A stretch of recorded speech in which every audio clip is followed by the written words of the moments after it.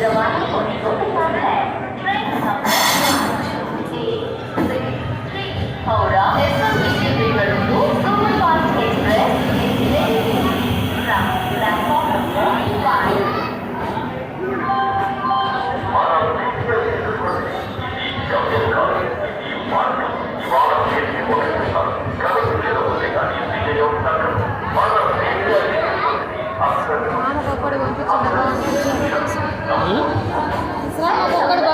ఎందుకు అడగండి చెప్పు